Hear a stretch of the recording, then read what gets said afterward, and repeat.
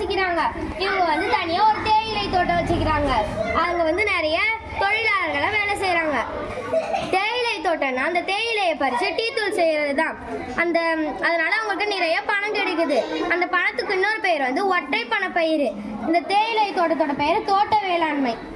இவர் பேர் தான் யுவா. இவர் வந்து 2 ஏக்கர் நிலம் வச்சுக்கிறாரு. இவர் வந்து அவங்க வீட்டுக்கு ஏற்ற மாதிரி இது விவசாயம் பண்ணுவார். அதை வந்து விற்க மாட்டார், அவங்க வீட்டுக்கு மட்டும் யூஸ் பண்ணிப்பார்.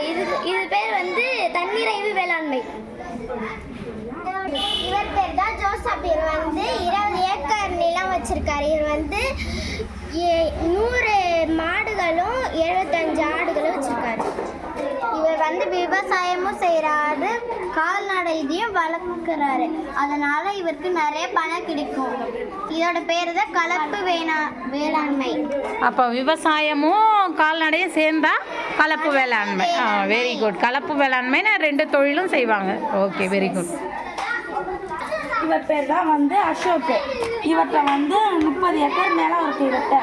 இவர் வந்து டிராக்டர், அறுவடை இயந்திரம், மருந்து தெளிப்பான் போன்ற நவீன வேளாண்மைக்கு தேவையான பொருள்லாம் வச்சுருக்காரு. இவர் நிலத்தில் விளையும் பொருட்கள் எல்லாத்தையுமே அவர் விற்பனை செய்வார். இதுக்கு பேர் தான் வந்து வணிக வேளாண்மை. இதை மாதிரி தான் 4 வகையாக பேசியிருக்காங்க வேளாண்மையை. தோட்ட வேளாண்மை, தன்னிறைவு வேளாண்மை, கலப்பு வேளாண்மை. இதில் ஒன்று தான் வணிக வேளாண்மை. இப்போ வந்து விவசாயத்துக்குலாம் தண்ணி விட்டுற 4 பாசனமாக பிரிச்சுருக்காங்க. அதில் வந்து ஒன்று கிணற்று பாசனம், இன்னொன்று கால்வாய் பாசனம், இன்னொன்று தெளிப்பு பாசனம், சொட்டு நீர் பாசனம்.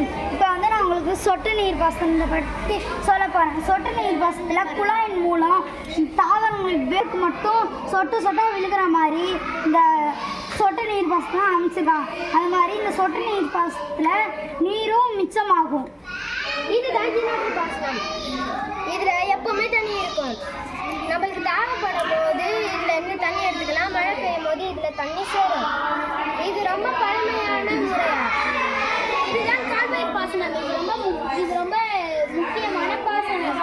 தமிழ்நாட்டில் நிறைய மாநிலங்களில் உத்தரப்பிரதேசம், ராஜஸ்தான், ஹரியானா போன்ற மாநிலங்களில் வந்து இந்த பாசனத்தை யூஸ் பண்ணுறாங்க.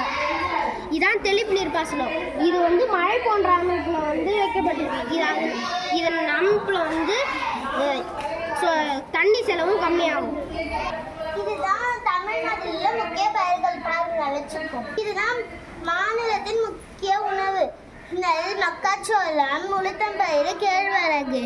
முக்கிய உணவு பயிர்கள் நெல், மக்காச்சோளம், சோளம், கம்பு, கேழ்வரகு, கொள்ளுப்பயிறு, பச்சை பயிறு, நிலக்கடலை. இது வந்து பழப்பயிர்கள். இதில் வந்து மாம்பழமும் வாழைப்பழமும் இருக்கும்.